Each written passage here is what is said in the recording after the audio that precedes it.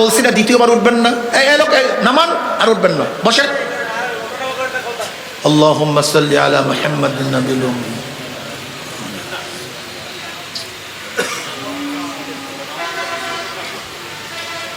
এটা খেয়াল উঠায় দেয়, এই লোকগুলি কোথার থেকে আসে আল্লাহ মাফ করো।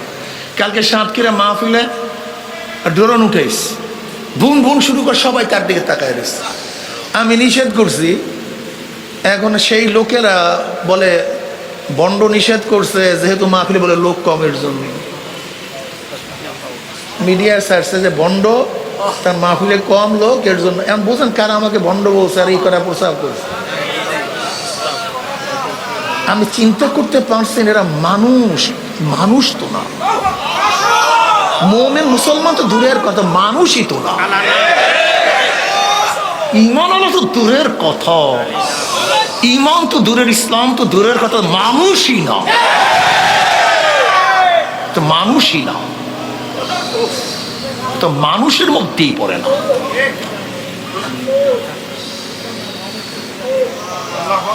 অথচ কালকে প্রায় মাঠটা বুঝাই, পুরা সাতক্ষীরার পুরা মাঠটা বুঝাই, বিশাল মাহফিল। ওরা একটা ড্রোনে উঠাইছে, যখন মানুষজন আসা শুরু করছে, এটা উঠাইয়া ওই আমি যে রাগ করছি, আমি তো জানি এমনি রাগ টাগ করে এই সমস্তই করলে সেটা লাগাই দিয়েছে, ওইটা দিয়ে ওইটা লাগাই দিয়েছে যে বন্ডের সে মাহফিলে লোকজন হয় নাই, এর জন্য বন্ড রাগ করছে ড্রোনের সাথে এসে। মানে বন্ড আমি কি আছে, আমি ওনাকে রাগ করতে পারি না, বারবার ডিস্টার্ব করেন, হ্যাঁ বলে বন্ডের জন্য নিষেধ করছে।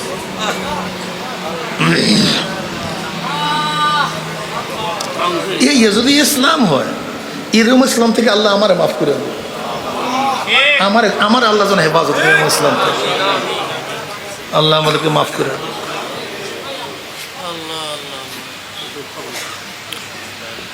وعن معاوية رضي الله تعالى قال خرج رسول الله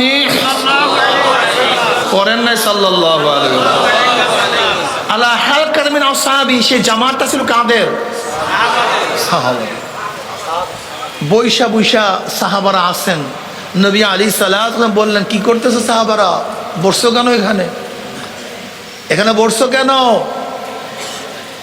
আমার নবী আলাইহিস সালাতু ওয়াস সালাম উস্তাদ। দেখবেন ছাত্ররা কোনো জায়গায় কিছু করলে আদর্শ উস্তাদ, ছাত্র এখানে কি করো, হ্যাঁ কি করতেছো এখানে, এটা আদর্শ উস্তাদের নিয়ম।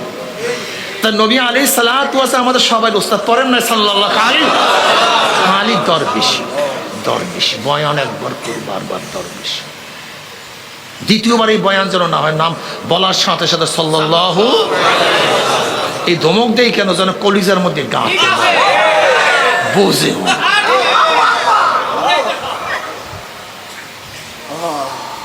তিনি বলেন বুইস্তু মুআল্লিমান, নবী আলাইহিস সালাতু ওয়াস সালাম ফরমান, আমাকে আল্লাহ পাক পাঠাইছে মুআল্লিম হিসেবে, উস্তাদ হিসাবে।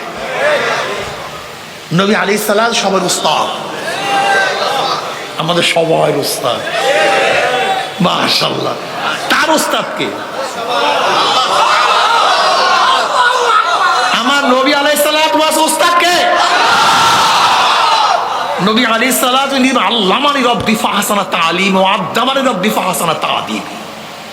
আমাকে শিক্ষা দিয়েছে আমার প্রভু আল্লাহ, আমার ইলম কত উত্তম ইলম, আমাকে আদব শিক্ষা দিয়েছে আমার প্রভু আল্লাহ, আমার আদব। এই হাদিস যেহেতু চলেই আসছে, এখানে কথা না বললেই নয়। যেই ইলমের সাথে আদব আছে সেই ইলমটা হলো ইলমে নববী, আর যে ইলমের সাথে আদব নাই সেই ইলম হলো ইলমে শয়তানি। শয়তানের ইলম ছিল না, কি পরিমাণ ছিল বলেন তো, জানেন না অনেকে? সমস্ত নবীদেরকে আল্লাহ পাক যেই পরিমাণে ইলম দিছে, সমস্ত নবীদেরকে আল্লাহ পাক যেই পরিমাণে ইলম দিছে, শয়তানকে ওই পরিমাণ তফসিলি ব্যাখ্যা সহকারে ইলম দিছে। এখন বুঝেন শয়তান জানে কি পরিমাণ, কিন্তু আদব ছিল না। কি ছিল না?